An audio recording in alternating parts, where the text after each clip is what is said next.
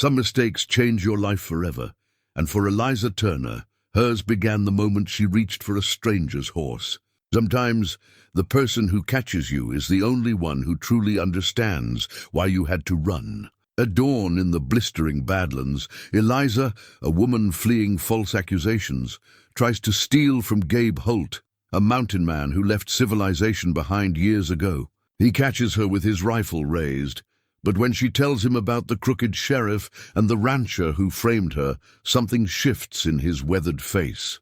Gabe was once a lawman himself, before the law turned its back on him. Instead of turning her in, he lowers his weapon and says, "If you're escaping, I'm coming too." Can two people running from their pasts find redemption together before it catches up to them? Before we jump back in, tell us where you're tuning in from. And if this story touches you, make sure you're subscribed, because tomorrow I've saved something extra special for you.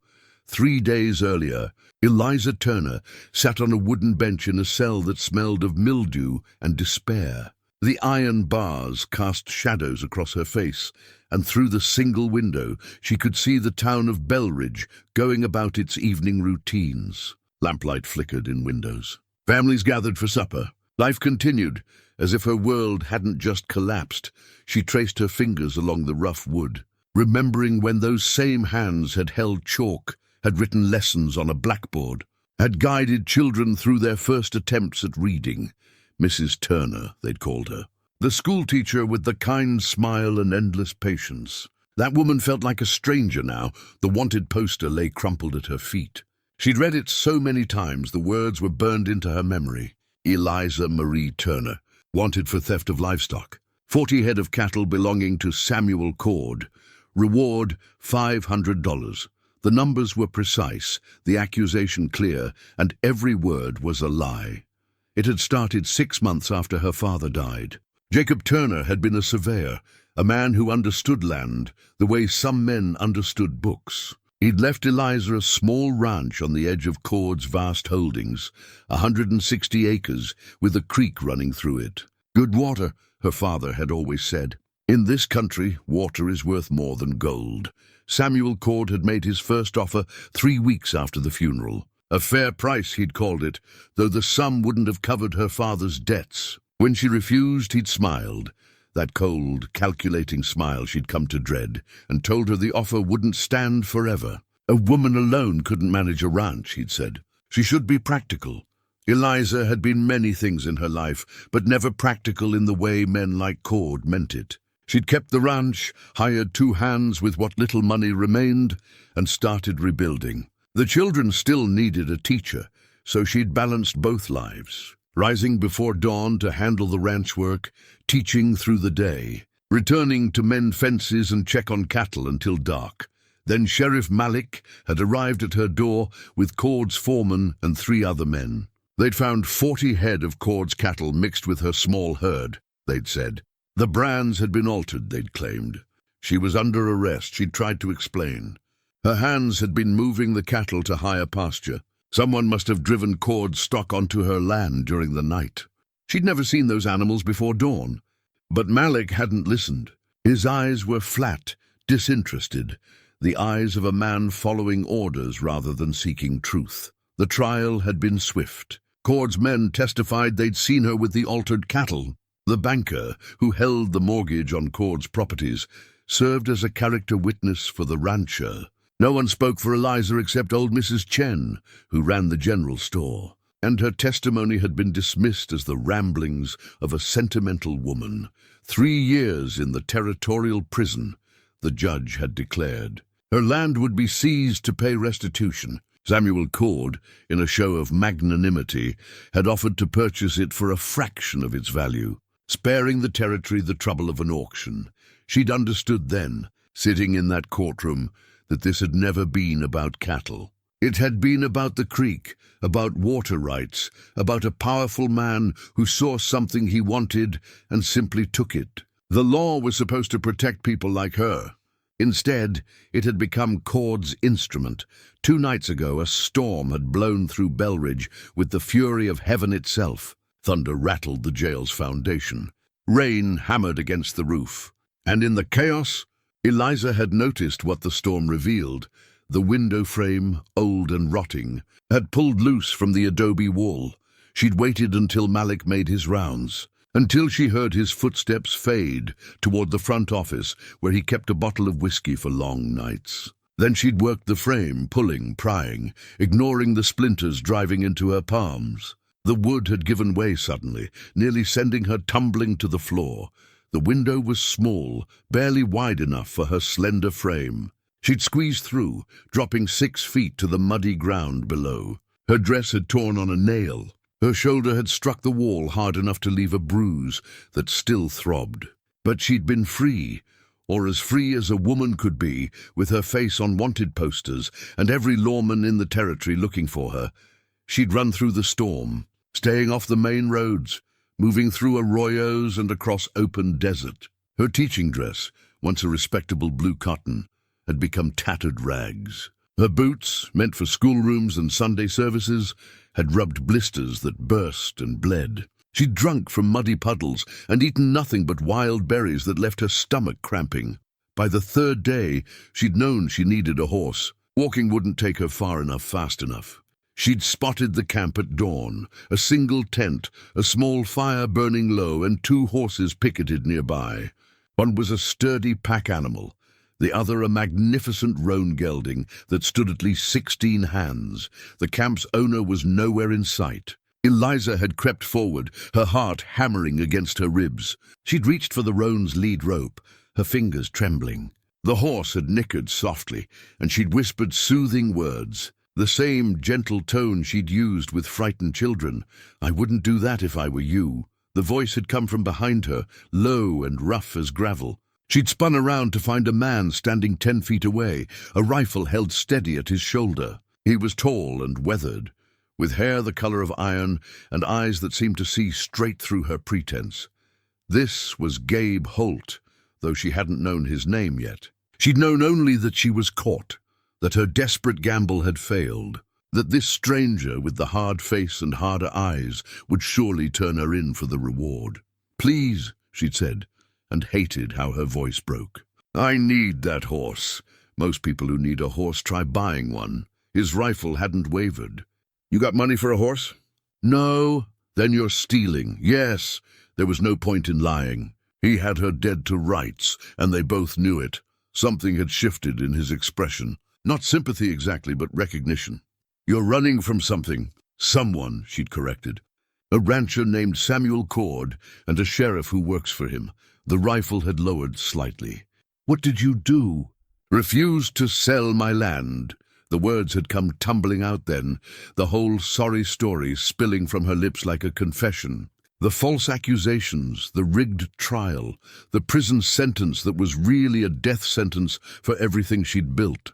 She told him about her father, about the school, about the children who'd cried when Malik had dragged her away. When she'd finished, Gabe had been quiet for a long moment. Then he'd lowered the rifle completely and said something that changed everything. "If you're escaping, I'm coming too." Eliza had stared at him, certain she'd misheard. The wind carried dust across the campsite, and the morning sun was climbing higher, burning off the last cool shadows of dawn. "What did you say?" "You heard me." Gabe shouldered his rifle and walked past her to the roan, running his hand along the horse's neck with the easy familiarity of long companionship. "This is Sterling.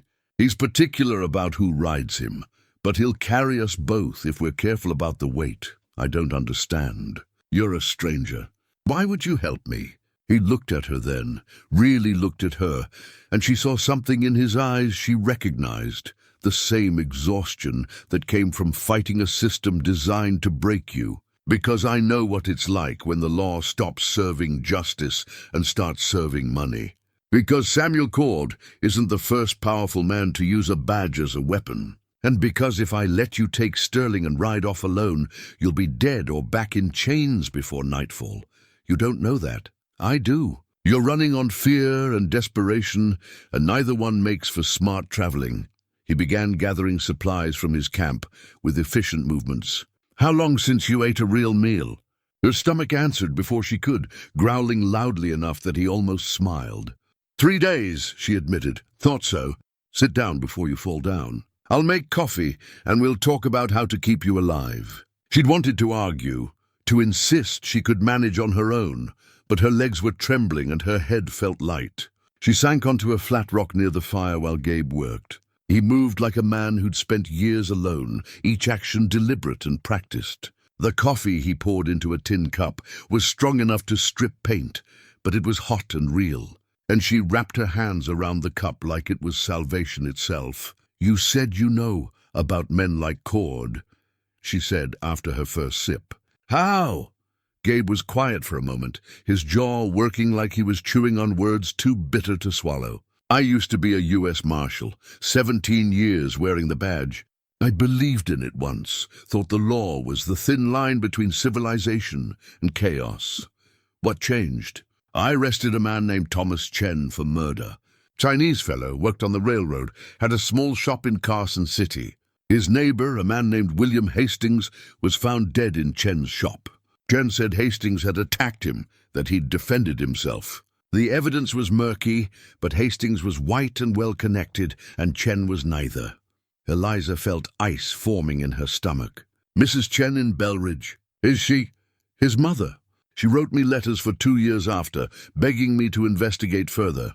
I did, in what little time I had. Found out Hastings owed money all over town, had been threatening Chen to pay his debts. Found a witness who'd heard Hastings say he'd take Chen's shop one way or another, but you couldn't prove it. I could prove enough to create reasonable doubt. I went to my superior, asked for a stay of execution so I could gather more evidence. He told me the case was closed, the appeals exhausted. Thomas Chen would hang in 3 days, and I was to stop wasting the government's time." The coffee had gone cold in Eliza's hands. "What did you do?"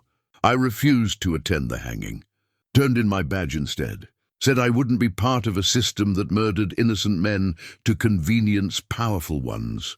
His voice was flat, emotionless, but she could hear the cost beneath the words. "They hanged Thomas Chen anyway. 2 months later, a drunk William Hastings confessed to a bartender that he'd planned the whole thing, that Chen had fought back and accidentally killed him in the struggle. By then I was already in these mountains, and Chen's family had scattered to the wind. I'm sorry," Eliza said, and meant it. Being sorry doesn't bring back the dead or fix broken systems. But it taught me something important. When the law becomes a tool for the powerful instead of a shield for the weak, good people have a choice. They can bow to it or they can step outside it. Is that what we're doing? Stepping outside it? We're surviving it. There's a difference. He handed her a piece of jerky and some hardtack. "Eat, then we need to move." As she ate, Gabe explained his plan. They'd head west, away from Belridge and the main roads where Cord's men would be searching. The territory was vast, and most of it was empty desert and mountain. Gabe knew the hidden springs and game trails, the places where a person could disappear if they were careful. "How long do we run?" she asked. "Until we find a place where Cord's money doesn't reach, or until we find evidence to clear your name." "That could be never." "Could be," he agreed. "You want to go back and face prison instead?" She thought of that cell, of the years stretching ahead in some territorial prison where guards looked the other way when men like Cord wanted problems eliminated. "No." "Then we run." They were packing the last of the supplies when Eliza noticed it, a faint cloud of dust on the eastern horizon. Gabe saw it at the same moment, his body going still in that particular way of men who'd lived close to danger. "Riders," he said quietly. "Maybe 6, moving fast. Cord's men? Or bounty hunters?" "Word travels fast when there's reward money." He worked quickly, securing packs to the horses. "We've got maybe 20 minutes before they reach this camp. Less if they're good trackers." Eliza felt panic rising in her throat. "What do we do?" "We make sure they can't follow us." Gabe led both horses to the nearby creek, walking them upstream through the shallow water. Eliza followed, her boots soaking through immediately. They traveled upstream for nearly a quarter mile before Gabe led them out onto a rocky shelf that would hide their tracks. "They'll search the camp. See, we left in a hurry," he explained as they mounted, Eliza on the pack horse, Gabe on Sterling.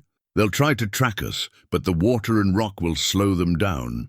By the time they figure out which direction we went, we'll have enough lead to disappear. They rode hard for an hour, putting distance between themselves and the camp. The terrain grew rougher, all broken rock and steep ravines. Eliza had ridden horses before, but never like this. Never at speed over dangerous ground, with her life depending on staying in the saddle. When Gabe finally slowed them to a walk, she was trembling from exhaustion and adrenaline both. Or do you think we lost them? For now, but there'll be others. He pointed to a high ridge in the distance. We'll make camp up there tonight. Good vantage point, hard to approach without being seen. As they climbed toward the ridge, the reality of her situation settled over Eliza like a heavy blanket. She was a fugitive now, truly and completely. Everything she'd known, her home, her students, her reputation was gone. All she had was this stranger and his promise to help, and even that felt as insubstantial as morning mist. "Gabe," she said as they reached the top of the ridge, "why are you really doing this?" "The truth." He dismounted and began unsaddling Sterling, his movements practiced and sure. When he finally answered, his voice was quiet but steady. "Because 17 years ago I stood by while an innocent man died, and I've been running from that failure ever since. Maybe helping you is a way to make amends. Or maybe I'm just tired of being alone with my guilt." He looked at her directly. "Does the reason matter?" "I suppose not," she said. "As long as you keep your word, I will," he promised. "If you're escaping, I'm coming too. That's not just words, Miss Turner. That's an oath." And watching him work in the fading light, preparing their camp with the careful attention of a man who'd survived by being thorough, Eliza allowed herself to believe him. She had no choice, really. He was all she had between freedom and a noose. By the time they'd made camp and eaten a sparse meal of dried meat and stale bread, full darkness had settled over the desert. Eliza wrapped herself in a blanket Gabe had given her and stared up at stars so bright and numerous they seemed to press down from the sky. "Get some sleep," Gabe said from his position near the horses. "I'll take first watch." "When do I take watch?" "You don't, not yet. Right now you need rest more than I need help." When she started to protest, he held up a hand. "Save your strength. Tomorrow's going to be harder than today, and the day after harder still. That's the nature of running. It doesn't get easier, just more necessary." She closed her eyes, certain she was too anxious to sleep. But exhaustion pulled her under within minutes, and she dreamed of her schoolroom, of children's laughter, of a life that already felt as distant as childhood itself. In her dreams, the wanted poster on the wall kept changing.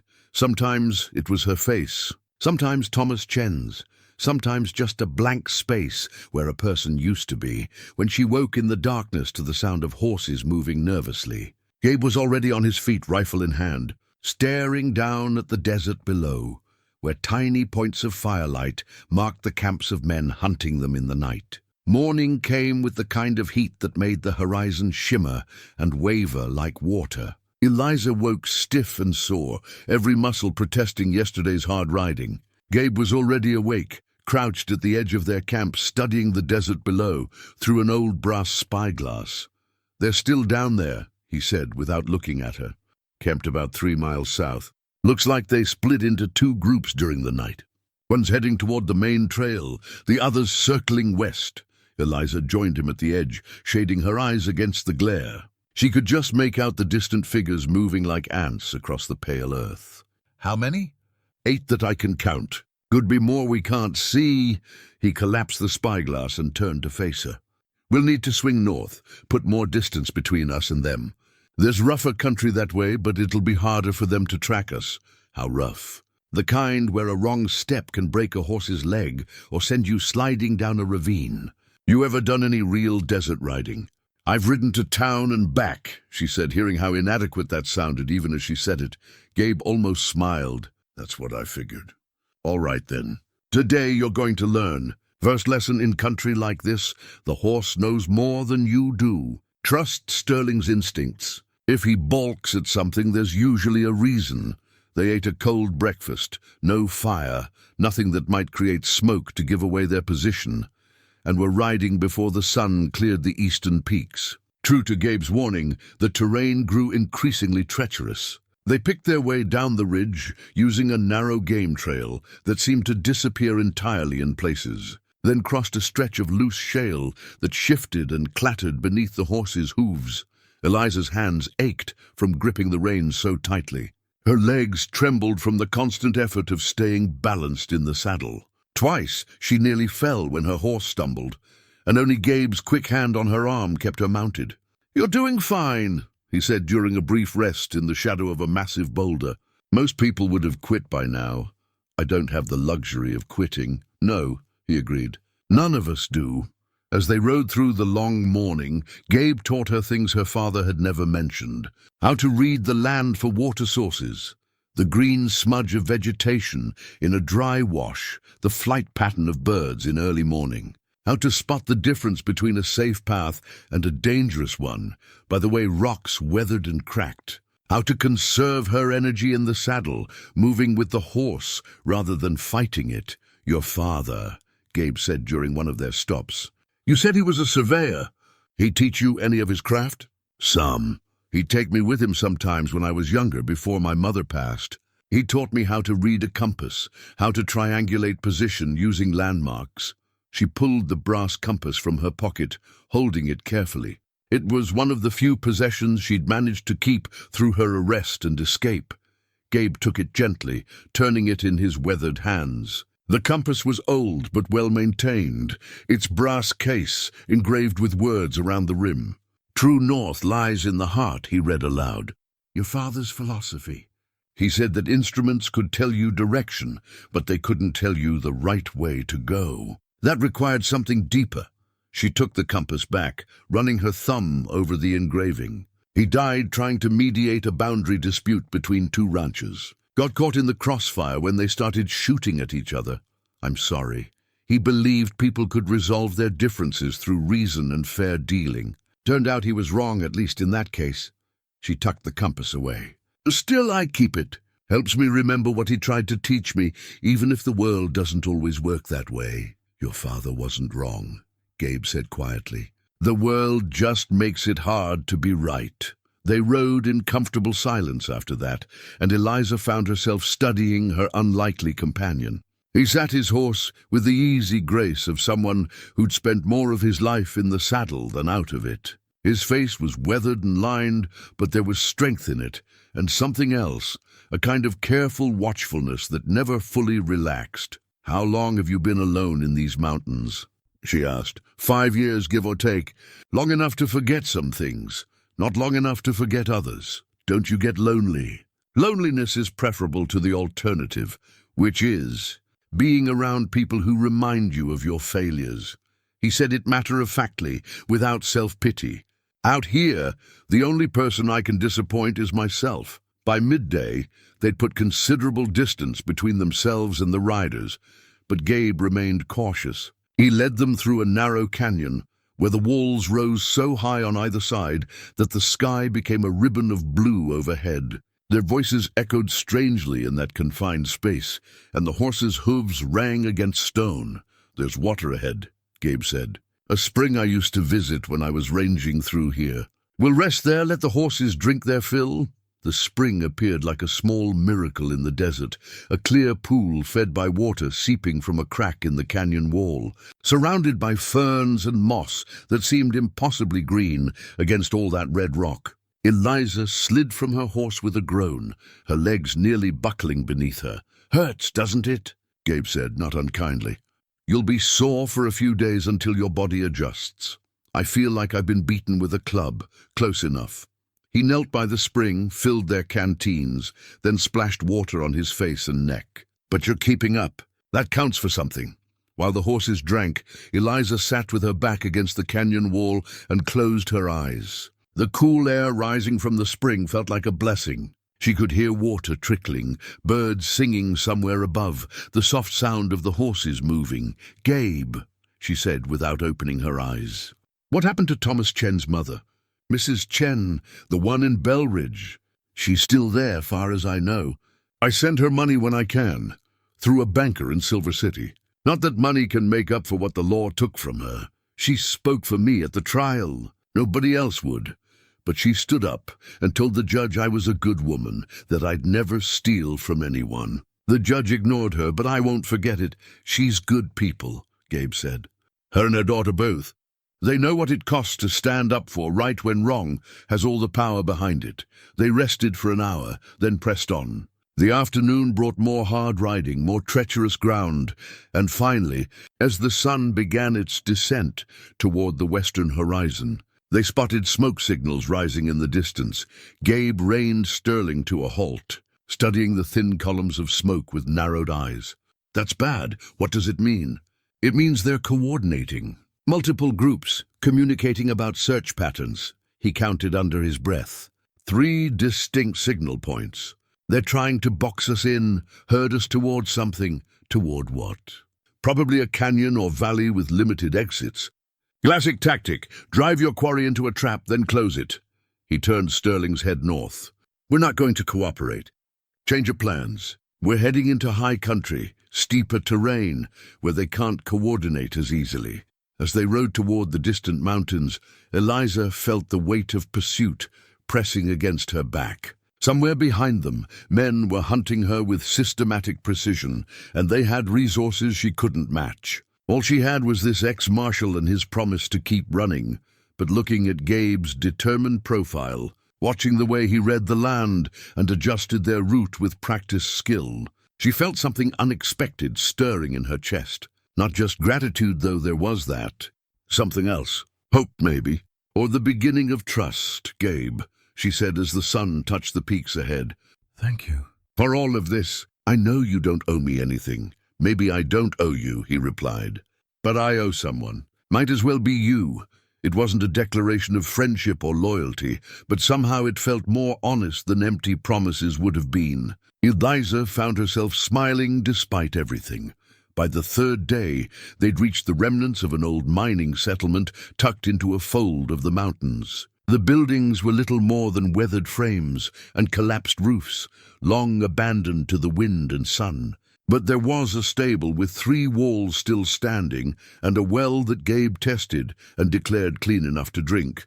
We'll rest here, he said, leading Sterling into the dubious shelter of the stable. The horses need it, and so do you. Eliza didn't argue. Her entire body felt like one continuous bruise, and exhaustion had settled into her bones. While Gabe tended to the horses, she explored the ruins. Most of the buildings had been stripped of anything useful long ago, but in what might have once been the assayer's office, she found a few items overlooked by previous scavengers. A rusted lantern, some nails in a leather pouch and tucked inside a rotting desk drawer. A worn photograph. She lifted it carefully. The image showed a woman holding a small child, both smiling at the camera. The woman was perhaps 30, with kind eyes and dark hair pulled back in a simple style. The child couldn't have been more than 3, clutching a wooden toy horse. Find something? Eliza startled at Gabe's voice. He stood in the doorway, his face unreadable in the shadows. Just an old photograph. I was going to leave it. Let me see. She handed it to him and watched something shift in his expression. His jaw tightened. His fingers trembled slightly as he held the photograph. Who are they? She asked gently. For a long moment she thought he wouldn't answer. Then, my sister Margaret, and her son Thomas, named after Thomas Chen. She knew his family, thought it would honor his memory. I didn't know you had family. I don't, not anymore. He stared at the photograph as if it could burn him. They died 7 years ago. Fever swept through the town where they lived. Margaret wrote me letters saying Thomas was sick, asking me to come. But I was in the middle of a manhunt, tracking bank robbers through 3 territories. I sent money instead of going myself. Told myself the job was too important to abandon. Eliza's throat tightened. Gabe. By the time I finished the job and reached them, they were both dead 2 weeks. Buried in a churchyard I'd never even seen. His voice remained steady, but she could hear the cost of that steadiness. Margaret's last letter said Thomas kept asking for Uncle Gabe, kept asking when I was coming. You couldn't have known. I could have chosen differently, could have put family before duty, people before the job. But I didn't. I chose the badge, chose hunting criminals over being there when the people I loved needed me. He handed the photograph back to her. After that, the isolation wasn't a choice. It was penance. Eliza set the photograph down gently on the desk. Is that what you think you deserve? A lifetime alone? I think I don't deserve comfort while they're in the ground. That's guilt talking, not justice. She moved closer, forcing him to meet her eyes. Your sister, Margaret, would she want this for you? Would she want you buried alive in these mountains, punishing yourself forever? What I want doesn't matter. It does to me. The words came out more forcefully than she'd intended. You saved my life. You're risking everything to help a woman you barely know. Whatever you think you failed to do 7 years ago, you're making different choices now. It doesn't bring them back. No, she agreed. Nothing will. But running from life isn't the same as living, Gabe. At some point, you have to decide whether you're going to let that guilt bury you, or whether you're going to honor their memory by actually living. He was quiet for so long, she thought she'd overstepped, pushed too hard on wounds too raw. Then he said very softly, "You sound like Margaret. She was always telling me I thought too much and felt too little, that I'd turned myself into a badge with legs instead of a man with a heart." Was she right? Probably. He turned away, but not before she saw the grief naked on his face. "I'm going to scout the perimeter."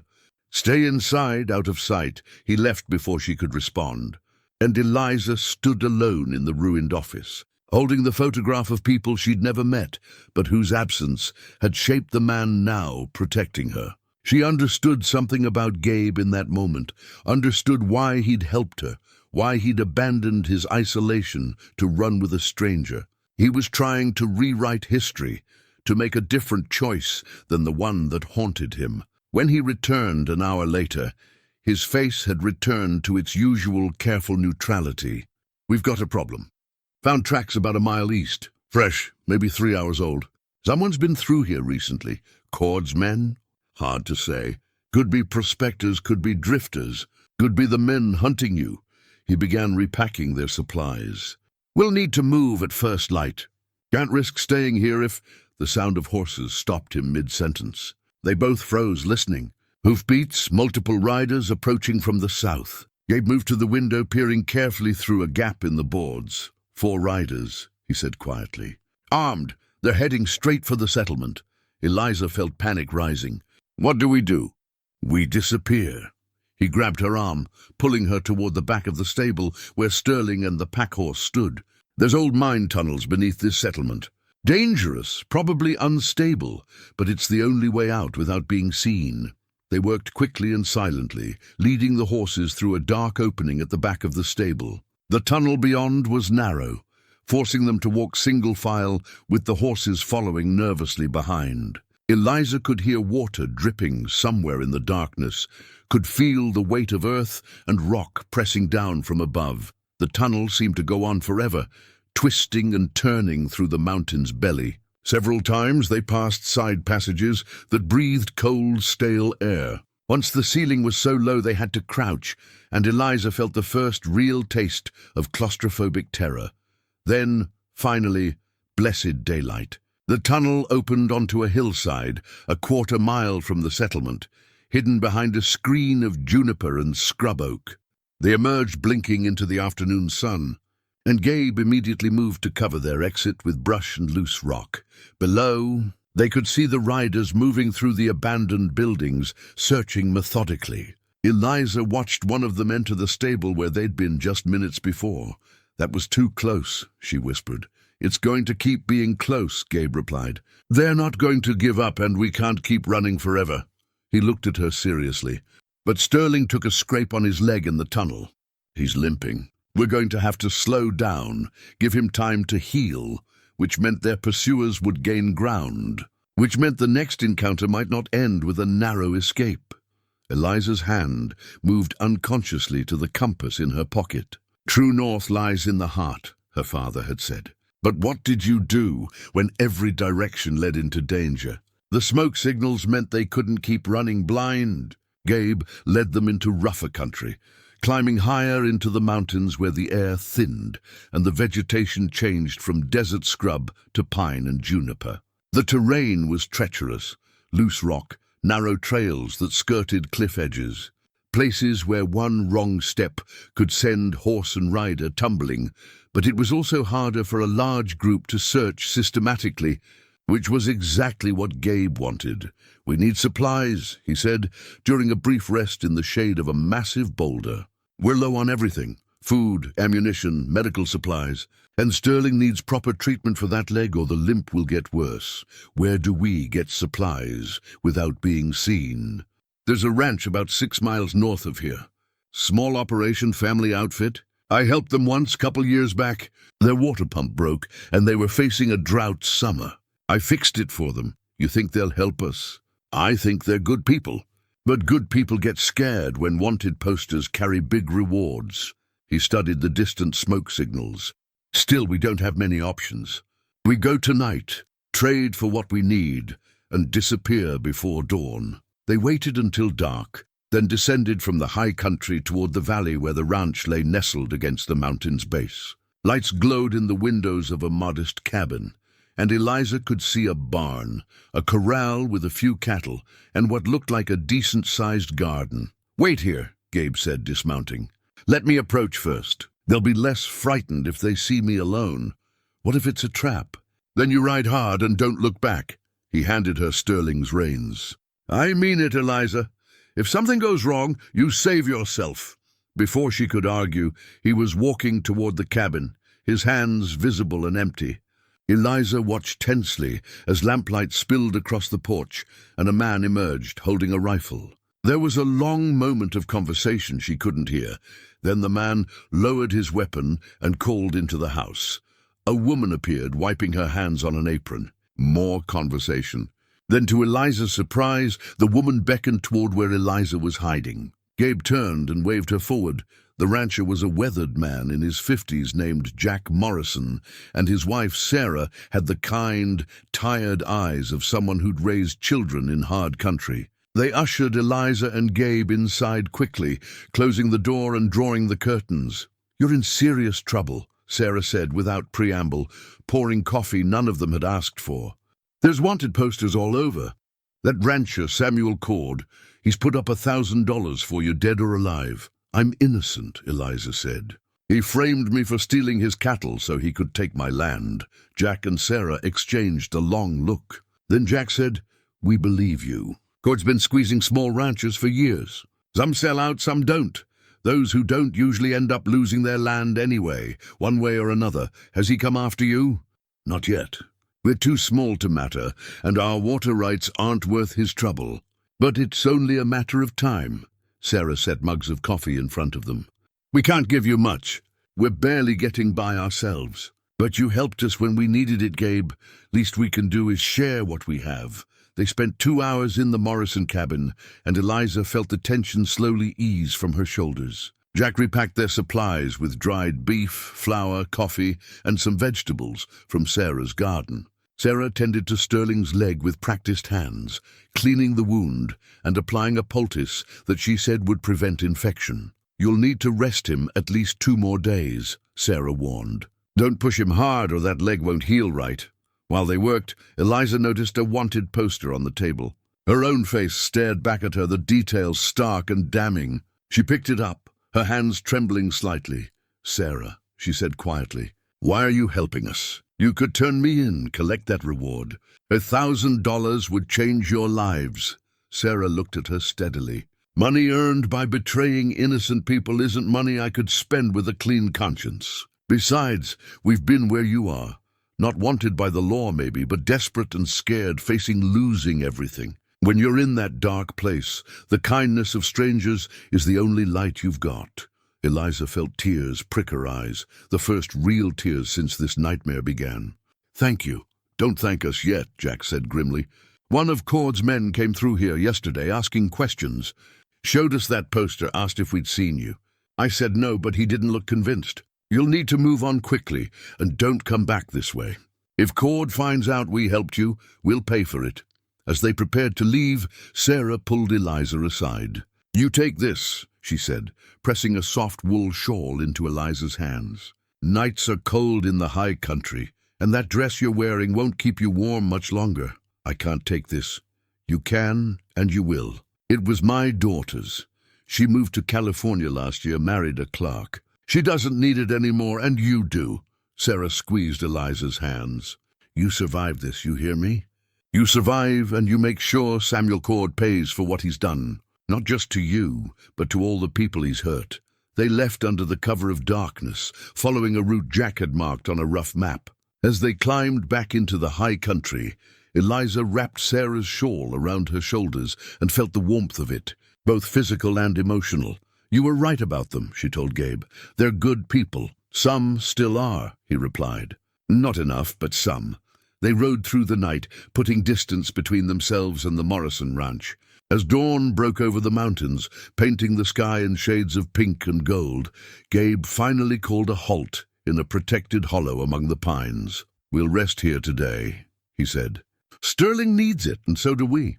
As they made camp, Eliza found herself watching Gabe with new understanding. He'd said he was broken, that he'd adapted rather than healed. But a truly broken man wouldn't have helped the Morrisons fix their pump, wouldn't have remembered them years later, wouldn't have trusted them with their lives. Maybe, she thought, Gabe Holt wasn't as lost as he believed. Maybe, like Sterling's leg, he just needed time and the right care to heal properly. She wrapped the shawl tighter around her shoulders and settled down to sleep, feeling safer than she had in days. Somewhere behind them, Cord's men were still hunting. But here, in this moment, she had warmth and shelter and the steady presence of someone who'd chosen to stand with her. It was enough. For now, it was enough. They'd been traveling for 5 days when the rider appeared on the horizon, approaching under a white flag tied to a long branch. Gabe immediately positioned himself between Eliza and the stranger. Rifle ready but not raised. The rider was young, maybe 25. Dressed in clothes that marked him as neither cowboy nor bounty hunter. A town suit, dusty from travel, and a hat that had seen better days. He stopped 50 yards away and called out, "I'm looking for Gabriel Holt, formerly U.S. Marshal out of Carson City. I mean no harm. I'm carrying a message from Circuit Judge Harrison." Gabe's jaw tightened, but he didn't lower his weapon. "Who are you?" "Name's Peter Brennan. I'm a courier for the Circuit Court. Judge Harrison sent me to find you specifically." The young man held up a sealed letter. "I have information about the charges against Miss Eliza Turner." "Important information. Could be a trick," Eliza said quietly. "Could be Cord's men. Could be," Gabe agreed. But something in the young man's bearing, in the way he sat his horse and held that letter, struck a chord of memory. "Brennan, you worked in the clerk's office in Carson City when I was marshal there." "Yes, sir. I was just a kid then, filing papers and running messages." "You probably don't remember me." "I remember. You were Tom Chen's nephew. His wife's sister's boy." Peter Brennan's expression shifted, surprise giving way to something deeper. "You remember that?" "I remember everything about that case." Gabe lowered his rifle slightly. "Come forward. Slowly. Keep your hands where I can see them." The young man approached carefully, dismounting when Gabe indicated. Up close, Eliza could see the resemblance to the Chen family. The same dark eyes, the same high cheekbones. He handed the sealed letter to Gabe with steady hands. "The judge wanted me to find you before anyone else did," Peter said. "He trusts you, even after everything that happened. Says you were the only honest lawman he knew." Gabe broke the seal and read. As his eyes moved across the page, his expression darkened. When he finished, he read it again as if he couldn't believe what he was seeing. Finally, he handed it to Eliza. The letter was brief and devastating. "Marshal Holt, Sheriff Daniel Malik of Belridge was found dead 3 days ago, shot twice in the back. Evidence suggests he was preparing to confess his involvement in a conspiracy. Miss Turner is now accused of his murder in addition to the cattle theft charges. Reward has been increased to $1,000, dead or alive. However, I have reason to believe Miss Turner is innocent and that Malik was killed by the same men who framed her. Samuel Cord is eliminating witnesses. I can offer Miss Turner a fair trial if you can bring her to the circuit court in Red Mesa within 2 days. After that, jurisdiction passes to territorial courts, which Cord controls. Time is short and the situation grave. Judge Marcus Harrison." Eliza felt the world tilt. "They killed Malik? But he was working for Cord.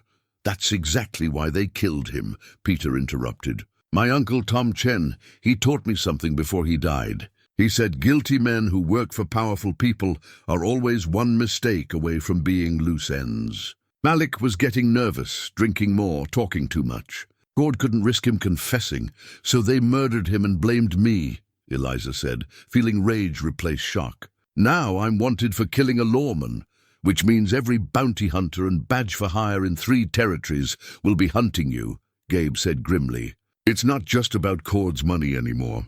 It's about reputation. Whoever brings you in becomes the man who caught a cop killer. Peter nodded. It gets worse. Cord's put out word that you're armed and dangerous, that you've threatened to kill anyone who tries to capture you.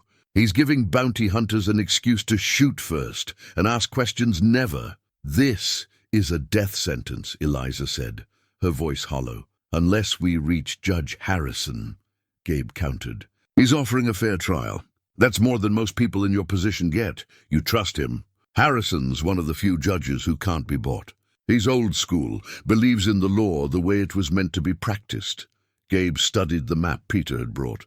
But Red Mesa is 2 hard days' ride from here, and we'd have to cross open country. Cord's men could spot us easy. There's more, Peter said quietly. Judge Harrison wanted me to tell you something else, Marshal. He's investigated Cord's business dealings. Found a pattern going back 15 years, land disputes, false accusations, convenient deaths. Cord's built an empire on stolen property and murdered opponents. How many? Gabe's voice was tight. At least 20 cases the judge can document. Could be more.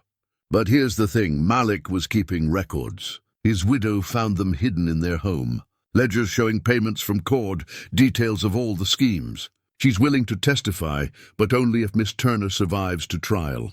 If Miss Turner dies, the widow thinks she'll be next. Eliza pressed her hands to her face, trying to process the enormity of what Peter was saying. This wasn't just about her anymore. It was about 2 decades of corruption, about all the people Cord had destroyed, about finally bringing a powerful criminal to justice. Why did Harrison send you? Gabe asked. Why not a marshal or a deputy? Because you're the only one he trusts with this, and because I asked him to let me come. Peter met Gabe's eyes directly. You tried to save my uncle. You turned in your badge rather than participate in his execution. My family has never forgotten that. When I heard you were helping Miss Turner, I wanted to be part of setting things right. Gabe was quiet for a long moment, his weathered face unreadable. Then he said, This isn't your fight, son. You've delivered the message. You should head back before Cord's men find out you're involved. With respect, Marshal, it became my fight the day they hanged an innocent man and good people looked away. I'm not looking away. Peter's voice was steady, determined. I'm a fair tracker. I know the territory, and I can handle a rifle. Let me help you reach Red Mesa. He's right, Eliza said, finding her voice. We need all the help we can get. And if we're doing this, if we're really going to face Cord in court, we need to do it smart. Gabe looked between them, these 2 young people offering to risk everything for a chance at justice. She saw the conflict in his face, the old guilt warring with new purpose. Finally he nodded. All right, but we do this my way, and if I tell you to run, you run. Understood? Understood, they said together. Good. Then here's what we're going to do. Gabe spread the map on the ground, studying the routes to Red Mesa. We can't take the direct path, too open, too obvious. We'll swing east, through the badlands. It's rough country, no water for long stretches, but it's terrain Cord's men avoid because it's so treacherous. That adds half a day to the journey, Peter observed.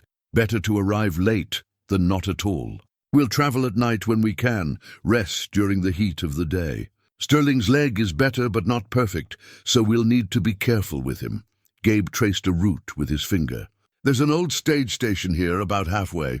Abandoned now, but it has a good well. We'll rest there, then push hard for Red Mesa. What about Cord's men?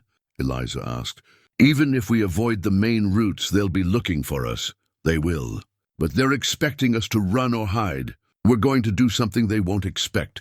We're going to head straight for a courtroom and a judge who can't be intimidated. Gabe rolled up the map. This isn't about escaping anymore. This is about confronting. This is about standing up and saying enough. Peter grinned. My uncle would have liked you, Marshal. I liked him too. That's why we're doing this. Gabe stood, offering his hand to Peter. Welcome to the company of fools and fugitives. As they shook hands, Eliza felt something shift inside her. For days she'd been running, from Cord, from the law, from her own fear. But running had only ever been a temporary solution. At some point, you had to turn and face what was chasing you. They prepared to move out, packing quickly and efficiently. Peter's horse was fresh, which would help their speed. Sterling, though still favoring his injured leg slightly, seemed stronger after days of careful treatment. As the sun began its descent toward the western horizon, painting the desert in shades of amber and rust, Eliza looked at her unlikely companions, an ex-marshal carrying old guilt, a young courier honoring his uncle's memory, and herself, a schoolteacher accused of crimes she'd never committed. Gabe, she said as they mounted up. What if we don't make it? What if Cord's men catch us before we reach the judge? Then we'll have tried, he replied simply, and sometimes trying is the only honest thing left to do. They rode east, toward the Badlands, and the long, hard road to Red Mesa. Behind them the smoke signals had stopped, which was somehow more ominous than seeing them. Somewhere Cord's men were regrouping, changing strategy, preparing for whatever came next. But ahead, 2 days away, a judge waited who still believed in justice. And that fragile hope, slim as it was, made all the difference. Eliza touched the compass in her pocket and thought of her father. True north lies in the heart. They were riding toward justice now, toward truth, toward the confrontation that would either save her or destroy her. But at least, finally, they were riding toward something instead of just away. And somehow that made her feel more alive than she had in days. They rode through the night, pushing hard across terrain that seemed designed to break both horses and spirits. The Badlands lived up to their reputation, endless stretches of cracked earth, gullies that appeared without warning, and rock formations that looked like the bones of some ancient, a fallen world.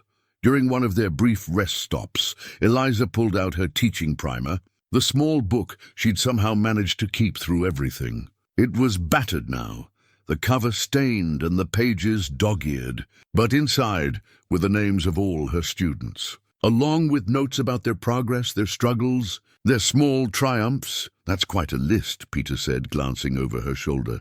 How many students did you teach? 23 last year. This year would have been 27. 3 families moved into the area, and they all had children of school age.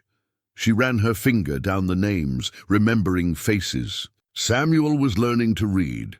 He'd struggled with letters, but right before I was arrested, he'd finally managed to sound out his first full sentence. He was so proud. You'll get back to them, Peter said with the confidence of youth, will I? Eliza closed the book gently. Even if the judge clears me, even if we prove Cord's guilt, will those families let their children be taught by a woman who was accused of murder? Will they trust me again? Gabe, who'd been checking Sterling's leg, spoke without turning around. The ones who matter will. The ones who believed in you before will believe in you after. As for the rest, they weren't worth your time. Anyway, that's easy to say when you're not the one facing them. I know exactly what it's like to face people who judge you for things beyond your control. Now he did turn, his expression serious. When I turned in my badge, half the town treated me like a coward. Said I'd disgraced the marshal service, that I was soft on criminals, that I'd let politics interfere with justice. The other half just thought I was crazy. Which half were right? Maybe both. Maybe neither. Point is, I had to decide whether I was going to let their opinions define me, or whether I was going to define myself. You'll face the same choice, Eliza, but you're stronger than you think. They rode on as dawn broke across the Badlands, painting the desolation in shades of rose and gold. The beauty of it struck Eliza as almost cruel. How could something so harsh also be so lovely? But maybe that was the nature of survival. You learned to find beauty in unlikely places, or you broke under the weight of only seeing ugliness. By mid-morning, they'd spotted dust clouds in the distance. Riders definitely, but too far away to identify. Gabe studied them through his spyglass, his jaw tightening. "That's Vance Ridley," he said. "Cord's head bounty hunter. I recognize his gray horse. How many with him?" Peter asked. "Looks like 4, maybe 5. They're moving fast, cutting across country." Gabe lowered the spyglass. "They know where we're headed. They're trying to get ahead of us, set up an ambush. How could they know?" Eliza felt panic rising. "We've been so careful," someone talked. "Maybe someone saw us leaving the Morrison Ranch. Or maybe Cord has more eyes in this territory than we realized." Gabe was already moving, repacking their supplies with urgent efficiency. "We need to change our route. Skip the stage station, push straight through. Sterling's leg," Eliza started. "I know. But if we stop, if we rest, Ridley will catch us. And in a straight fight, we're outgunned." He helped Eliza mount, his hands steadying her when she swayed from exhaustion. "I'm sorry. I know you're tired, but we have to keep moving." They changed course, swinging more to the south, taking paths that were barely paths at all. The horses struggled over loose scree and through thorny vegetation that tore at their legs. More than once, they had to dismount and lead the animals through passages too narrow or too steep to ride. Eliza's feet, already blistered and sore, began to bleed inside her boots. Her hands were raw from holding reins and from catching herself during near falls. Every part of her body hurt, and the exhaustion was so profound it felt like a physical weight pressing her down. But she kept going, because the alternative was giving up, and after everything she'd endured, everything she'd lost. Giving up felt like the worst betrayal of all. They stopped briefly at midday in the shade of an overhanging rock. Peter produced water and some of Sarah Morrison's dried beef, and they ate mechanically, too tired to taste anything. "Talk to me," Gabe said, looking at Eliza with concern. "You're going pale. Need to know you're still with us." "I'm here." Her voice came out rougher than she'd intended. "Just thinking about what happens tomorrow. When we reach the judge, we tell the truth. We present the evidence. We let justice work the way it's supposed to. And if it doesn't? If the judge doesn't believe us, or if Cord's influence reaches even that far?"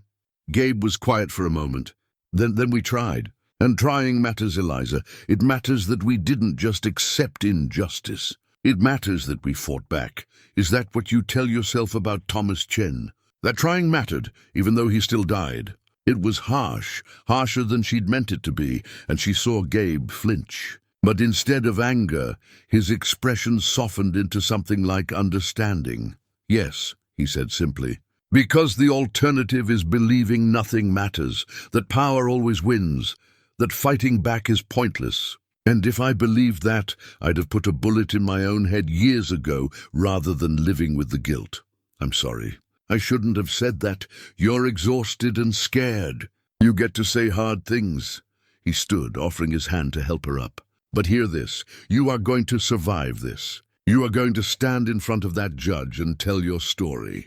And whether we win or lose, whether justice prevails or fails again, you'll know you didn't go quietly. You'll know you made them work for it." Peter cleared his throat. "Marshal, I know it's not my place, but she's right to be afraid. We all are. God's men are close, we're running on fumes, and even if we make it to Red Mesa, there's no guarantee the judge can protect us from a bullet." "You're right. It's not guaranteed." "Nothing is." Gabe swung into his saddle. "But I've lived in those mountains alone for 5 years, hiding from failure and guilt. And you know what I learned. Safety isn't the same as living. Fear isn't the same as wisdom. Sometimes the only way forward is through the thing that scares you most." As they rode through the afternoon, Eliza found herself thinking about Gabe's words. She'd been a teacher, a woman who believed in order and rules and the way things were supposed to work. The law was supposed to protect people like her. The system was supposed to deliver justice, but the system had failed, and the law had become a weapon in Cord's hands. Everything she'd believed about how the world worked had been revealed as naive at best. Dangerously foolish at worst, yet here she was, riding toward a courtroom, toward the very system that had failed her. Because what else was there? Vigilante justice? A lifetime running? Neither option offered the kind of future worth living for.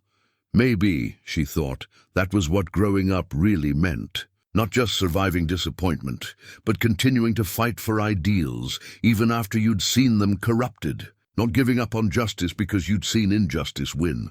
As the sun began to set, they spotted the town of Red Mesa in the distance, a scattering of buildings clustered around what looked like a main street, with the courthouse visible even from miles away, its white walls catching the last golden light. "That's it," Peter said.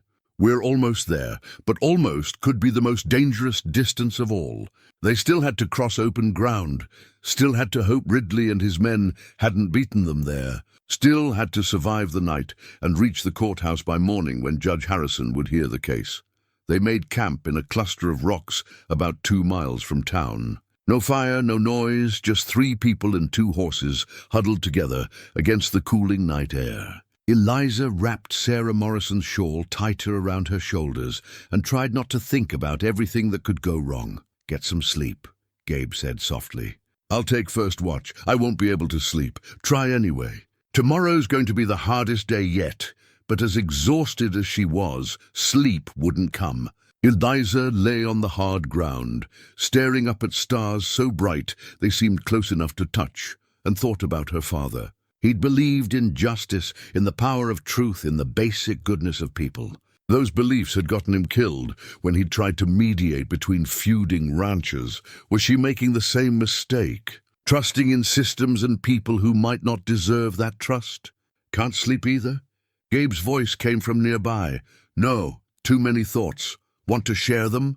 She sat up, pulling the shawl close. "I was thinking about my father, about how his faith in people got him killed. Wondering if I'm being just as naive." Gabe was quiet for a moment. "Then your father wasn't naive. He was brave. There's a difference. Naive means not understanding the risks. Brave means understanding them and trying anyway. Is that what we're doing? Being brave? I don't know what we're doing. But I know I'd rather die trying to do the right thing than live knowing I took the easy way out." He shifted, and in the starlight she could see his profile, the strong line of his jaw, the tired slump of his shoulders. "These past few days, riding with you, fighting for something that matters. It's the first time in years I've felt like myself. The real me, the one who wore that badge because he believed in it. Not just because it paid." "Gabe," she said softly, "what happens after? If we win, I mean. What do you do then?" "I don't know. Haven't let myself think that far ahead. Maybe you should.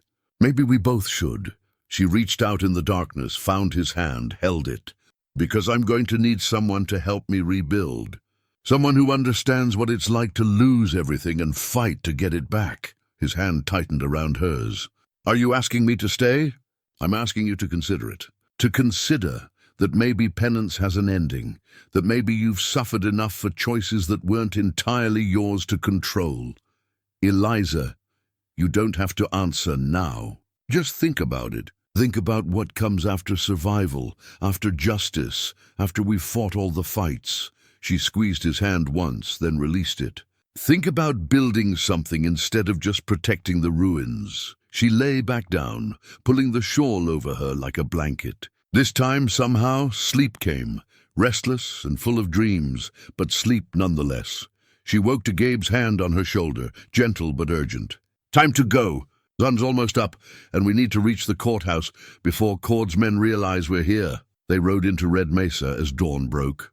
3 weary riders on tired horses, carrying nothing but hope and determination and a fierce refusal to let power crush truth. The town was just waking, shop owners sweeping porches, a rooster crowing somewhere, smoke beginning to rise from breakfast fires. The courthouse stood at the end of the main street, white and solid and imposing.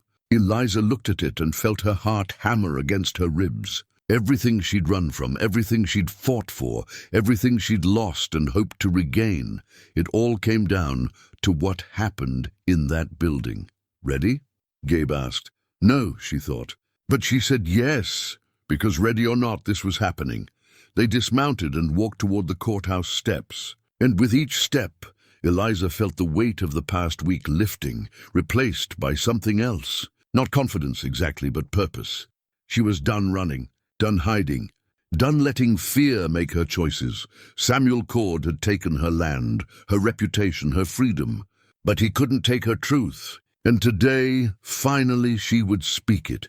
Everyone dropped, instinct overriding thought. The gunshot had come from the back of the courtroom, and chaos erupted instantly. People screamed, pushed toward the exits. The bailiff drew his weapon, searching for the shooter. Eliza felt Gabe's body covering hers, protecting her. "Stay down," he hissed. Another shot, then another. She heard glass breaking, wood splintering. Through the confusion, she saw Ridley and his men on their feet, weapons drawn. But they weren't shooting.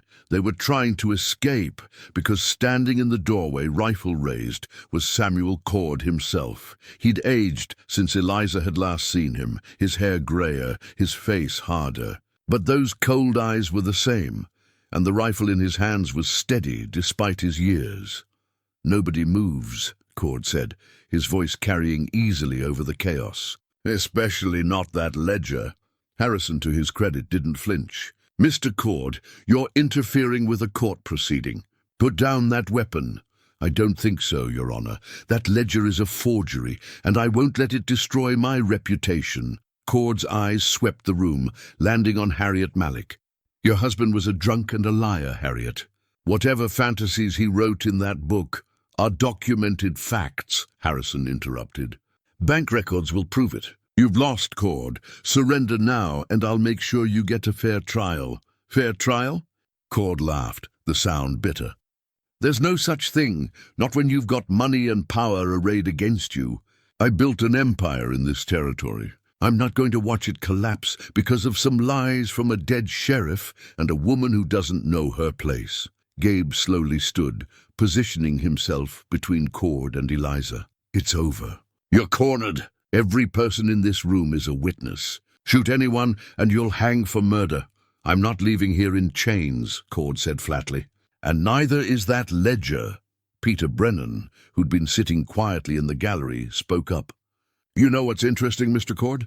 My uncle, Thomas Chen, he kept records too. Not as detailed as Sheriff Malek's, but enough. Records showing how you accused him of stealing from your warehouse, how you pressured the Marshal Service to arrest him, how you bought witnesses." Cord's rifle swung toward Peter. "That case is closed.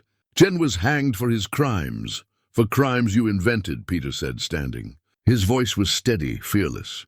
"You wanted his shop for your business expansion. He refused to sell, so you framed him for theft. It's the same pattern over and over. How many people have you destroyed, Mr. Cord? How many lives ruined so you could add another acre, another building, another piece of property to your collection?" Those people were weak. They didn't understand that in this territory, the strong take what they need. "No," Eliza said, finding her voice, rising to stand beside Gabe. "The strong protect the weak. The strong use their power for good, not to crush anyone in their way. You're not strong, Mr. Cord. You're a bully and a coward, and today, finally, you're going to face justice." Cord's face twisted with rage. His finger tightened on the trigger. What happened next occurred so fast that later people would argue about the sequence. Gabe lunged forward, trying to reach Cord before he could shoot. Ridley, perhaps seeing his employer about to commit murder in a courtroom full of witnesses, shouted, "No," and moved toward him. The bailiff raised his own weapon. The rifle went off, the bullet gouging a furrow in the wooden floor. Then everyone was moving. Gabe tackled Cord, wrestling for control of the weapon. Ridley and his men, perhaps deciding that loyalty to Cord wasn't worth hanging for, actually helped subdue him. Within moments, Samuel Cord was on the floor, the rifle kicked away, the bailiff's gun pressed to his temple. "Don't move," the bailiff said. "Not 1 inch." Harrison's gavel came down like thunder. "Order! Everyone resume your seats, or I'll have this courtroom cleared." Gradually, the chaos subsided. Cord was hauled to his feet, hands shackled behind his back. His expression had gone from rage to something else. Shock, perhaps, that his power had finally failed him. "Samuel Cord," Harrison said, his voice formal and final. "You are under arrest for conspiracy, fraud, attempted murder, and suspicion of involvement in the death of Sheriff Daniel Malek. You will be held in custody pending a full investigation." "Bailiff, take him away." As Cord was led from the courtroom, he passed Eliza. For just a moment their eyes met. She saw hatred there and disbelief, and something that might have been fear. Good, she thought. Let him be afraid. Let him know what it feels like to lose everything. Harrison turned to her. Miss Turner, in light of the evidence presented, I am dismissing all charges against you. You are free to go. The words didn't seem real. Eliza stood frozen, unable to process what she'd just heard. Free! After everything, after all the running and fear and desperation, she was free. Gabe's hand found hers, squeezed gently. You did it, he said softly. You survived. And finally the tears came. Everyone dropped, instinct overriding thought. The gunshot had come from the back of the courtroom, and chaos erupted instantly. People screamed, pushed toward the exits. The bailiff drew his weapon, searching for the shooter. Eliza felt Gabe's body covering hers, protecting her. Stay down, he hissed. Another shot, then another. She heard glass breaking, wood splintering. Through the confusion, she saw Ridley and his men on their feet, weapons drawn. But they weren't shooting. They were trying to escape, because standing in the doorway, rifle raised, was Samuel Cord himself. He'd aged since Eliza had last seen him, his hair grayer, his face harder. But those cold eyes were the same, and the rifle in his hands was steady despite his years. Nobody moves, Cord said, his voice carrying easily over the chaos. Especially not that ledger. Harrison, to his credit, didn't flinch. Mr. Cord, you're interfering with a court proceeding. Put down that weapon. I don't think so, Your Honor. That ledger is a forgery, and I won't let it destroy my reputation. Cord's eyes swept the room, landing on Harriet Mallock. Your husband was a drunk and a liar, Harriet. Whatever fantasies he wrote in that book are documented facts, Harrison interrupted. Bank records will prove it. You've lost, Cord. Surrender now, and I'll make sure you get a fair trial. Fair trial? Cord laughed, the sound bitter. There's no such thing, not when you've got money and power arrayed against you. I built an empire in this territory. I'm not going to watch it collapse because of some lies from a dead sheriff and a woman who doesn't know her place. Gabe slowly stood, positioning himself between Cord and Eliza. It's over. You're cornered. Every person in this room is a witness. Shoot anyone and you'll hang for murder. I'm not leaving here in chains, Cord said flatly.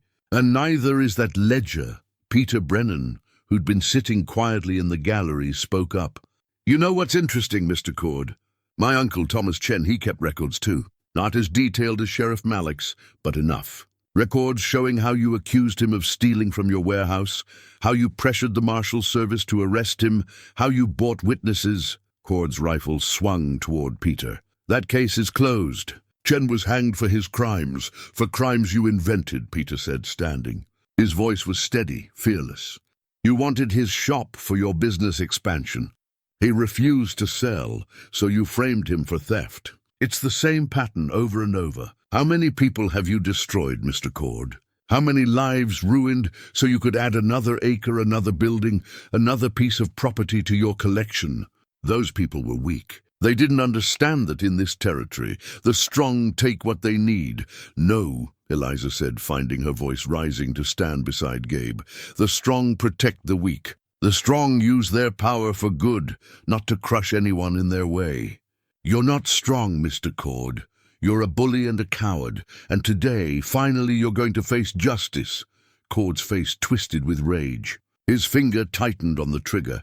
What happened next occurred so fast that later people would argue about the sequence. Gabe lunged forward, trying to reach Cord before he could shoot. Ridley, perhaps seeing his employer about to commit murder in a courtroom full of witnesses, shouted "No!" and moved toward him. The bailiff raised his own weapon.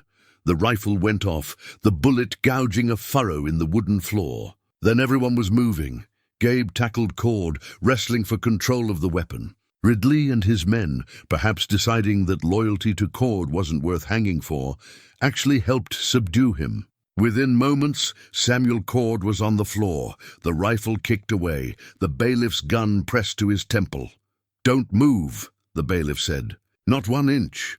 Harrison's gavel came down like thunder. "Order! Everyone resume your seats or I'll have this courtroom cleared." Gradually the chaos subsided. Cord was hauled to his feet, hands shackled behind his back.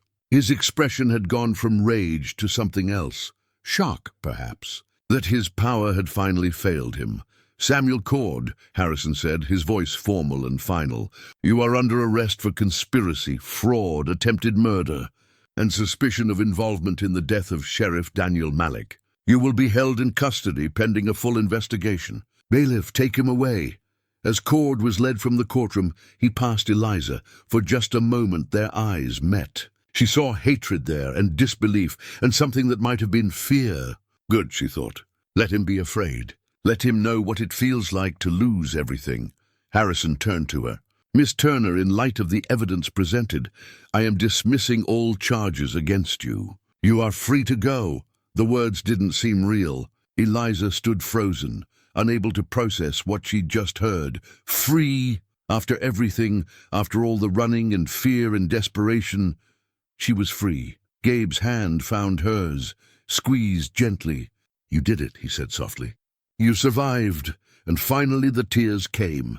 6 weeks had passed since the trial. 6 weeks of testimony, depositions, and investigations as Judge Harrison methodically dismantled Samuel Cord's empire. The victims came forward, emboldened by Eliza's courage. The banker who'd held Cord's mortgages turned state's evidence. Cord's foreman confessed to participating in multiple schemes. One by one, the layers of corruption were peeled back. Cord himself sat in a cell in the territorial prison, awaiting trial for murder. The evidence against him was overwhelming. Harriet Malik's ledger had been just the beginning. Eliza stood on the porch of her reclaimed home, watching the sun set over land that was legally hers again. The court had returned her property with an official apology. The cattle that had been stolen had been sold at auction, and the proceeds returned to her. It wasn't everything she'd lost, but it was enough to start rebuilding. The school had reopened 2 weeks ago. Not all the families had sent their children back. Some still whispered about the accusations, still couldn't quite believe in her innocence despite the judge's ruling. But most had returned. Samuel, the boy who'd struggled with reading, had greeted her with a hug so fierce it had nearly knocked her over. "Mrs. Turner," he'd said, his gap-toothed grin wide, "I practiced while you were gone. Want to hear me read?" She'd cried then, unable to help herself. These children, this small schoolhouse, these simple moments of teaching and learning, they were what mattered. They were what Cord had tried to steal from her, and what she'd fought so hard to reclaim. Now, standing on her porch, with evening coming on, she heard hoofbeats approaching. She knew who it was before she saw him. Over the past weeks, Gabe had been a constant presence, helping repair fences, mending the roof, teaching her practical skills for running a ranch alone. But he'd been careful too, keeping a respectful distance, never presuming. He rode up on Sterling, who'd healed completely from his injury. The roan looked healthy and strong, and Gabe himself seemed different somehow, less haunted. The lines around his eyes had softened, and he smiled more readily. "Evening," he said, dismounting. "Thought you might like some company." "Always," she replied, and meant it. They sat on the porch steps, watching the light fade from the sky. The silence between them was comfortable, easy in the way it gets between people who've been through fire together. "I got a letter today," Gabe said after a while, "from Judge Harrison. He's offering me a position as a marshal again.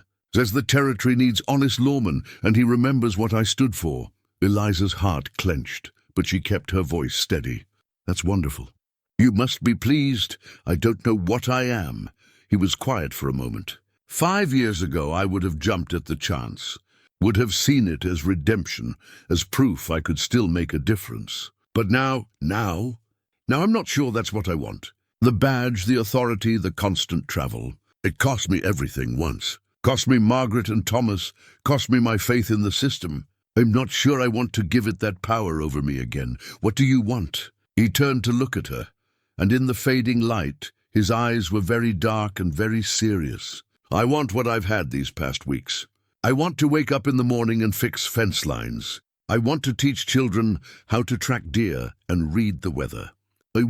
He stopped, struggling for words. "I want to build something instead of just fighting to keep the world from falling apart." Gabe Holt, Eliza said softly. Are you saying what I think you're saying? I'm saying that if you meant what you said that night before the trial, about needing someone to help you rebuild, about building something together, then I'd like to take you up on that. If the offer's still open, it's open, she said, her throat tight with emotion. It's been open since the moment you lowered your rifle and said you were coming with me. He smiled then, a real smile that transformed his weathered face. I love you, Eliza Turner. I think I have since I watched you stand up to that prosecutor in the courtroom, since I saw you refuse to break no matter what they threw at you. You're the strongest, bravest person I've ever met. I love you too, she whispered. You saved my life in more ways than one. He kissed her then, gentle and careful, like she was something precious.